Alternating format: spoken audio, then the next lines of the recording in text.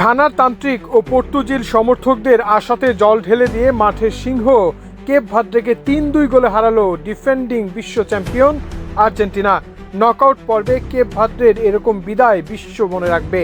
ম্যাচটি এমন শ্বাসরুদ্ধকর হবে কেউ ভাবেনি, কারণ নীল হাঙরদের ফিফা র্যাঙ্কিং 67, আর্জেন্টিনাদের 1। এ যেন প্লে স্টেশন ম্যাচ। গোল পাল্টা গোল। ম্যাচের 29 মিনিটে লিসান্দ্রো মার্টিনেজের অ্যাসিস্টে গোল করে লিও মেসি পূরণ করেন এ বিশ্বকাপে 7ম গোল। 59 মিনিটে গোল পরিশোধ করে কেপ ভার্দে।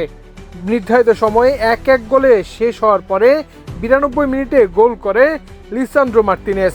103 মিনিটে আবার গোল করে নীল হাঙরদের দল। শেষ 15 মিনিট শেষ হওয়ার আগে মেসির কর্নারে লাফ দিয়ে মাথা ছোঁয়ায় রোমেরো এবং একটি গোল। পরে অবশ্য এটা ওন গোল দেখানো হয়েছে। এমন টান উত্তেজনা, মনে হয়েছিল আর্জেন্টিনা ফ্রান্স ফাইনাল খেলা হচ্ছে।